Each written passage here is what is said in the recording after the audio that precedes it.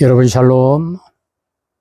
먼저 요한복음 2장 1절에서 11절 본문 말씀을 드리면서 가나안 혼인잔치에 대해 말씀을 드리겠습니다. 물이 포도주가 된 기적적인 이야기입니다. 이것이 예수님의 첫 번째 표적이라고도 하는데요. 그 자리에는 예수님의 어머니도 있었고 예수님도 그의 제자들과 함께 초대를 받아 있었습니다. 유대인들의 정결 예식을 행하는 관습이 있는데 거기에는 그 예식에 쓰이는 돌 항아리 6개가 놓여 있었다고 했습니다. 예수께서 하인들에게 그 항아리마다 모두 물을 가득히 부으라고 일렀습니다.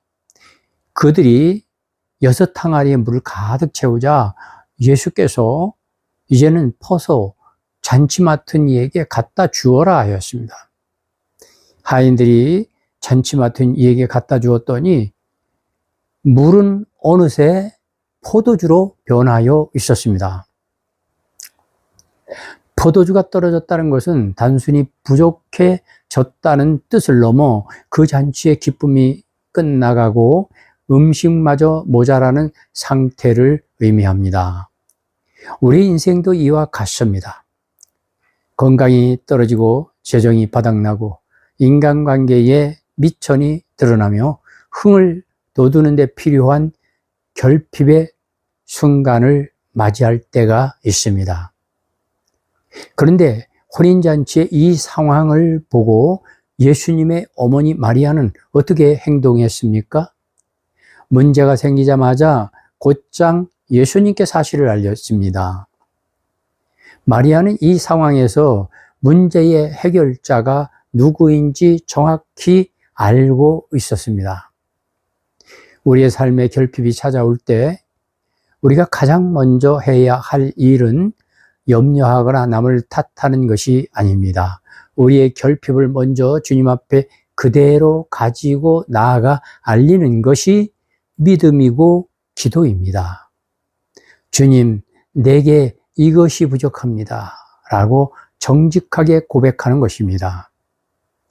가정의 문제, 건강의 문제, 관계의 문제, 환경의 문제, 경제의 문제, 어떤 것이든 마찬가지입니다.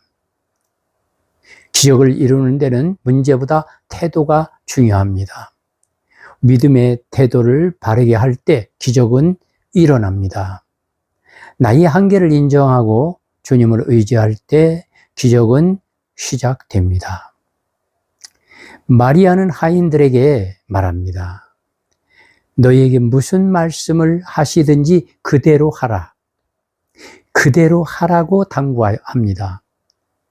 마리아는 예수님이 이 문제를 해결할 것이라는 것을 믿고 있었기 때문이지요. 그리고 난 후 예수님께서는 하인들에게 도저히 이해가 되지 않는 명령을 내리십니다. 정결 예식에 쓰는 돌 항아리 6개의 물을 채우라는 것이었습니다. 지금 필요한 것은 포도주인데 물을 채우라니요. 심지어 그 물을 이제는 연회장에 갖다 주라고 하십니다. 하인들이 이에 의심되고 궁금한 것을 질문할 수도 있겠으나 마리아 말에 순종하고 예수님 말씀에 말없이 순종합니다. 마리아의 말을 듣고 난 후에도 그렇고 예수님의 이 말씀을 들은 후의 모습을 보세요. 그들은 왜 이렇게 해야 하나요? 라고 말하며 이유를 묻지도 따지지도 토를 달지도 않았습니다. 묵묵히 물을 아기까지 채웠고 말씀대로 그대로 연회장에 갖다 주었습니다. 기적은 상식적으로는 맞지 않아도 철저한 순종을 할 때 이를 통해 역사가 일어납니다. 내 경험과 이성에 맞지 않더라도 주님의 말씀이기에 묵묵히 걸어가는 그 순종의 발걸음을 통해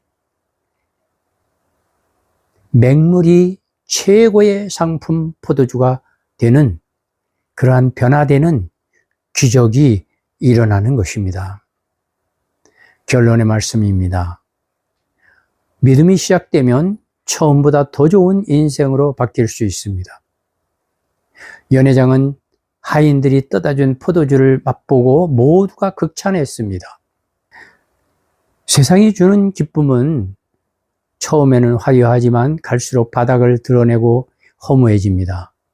그러나 예수님이 주시는 은혜는 시간이 갈수록 깊어질수록 더욱 풍성하고 가치 있어집니다. 오늘 여러분의 삶에 기쁨이 메말라가고 있습니까? 인생의 포도주가 떨어져 낙심하고 계십니까? 우리의 인생잔치에 예수님을 손님이 아닌 주님으로, 주인으로 모셔드리시기 바랍니다. 여러분의 인생의 주인, 잔치집의 주인, 가정의 주인, 환경의 주인, 사업의 주인, 주인으로 모셔드리기 바랍니다. 그리고 그분이 말씀하실 때 온전히 순종합시다. 주님은 우리의 메마른 삶을 이전보다 훨씬 더 풍성하고 질 좋은 영적 포도주로 가득 채워 주실 것입니다. 시청하고 계신 여러분들 모두 순종하여 기적의 주인공이 되시기를 주님의 이름으로 축원합니다. 아멘.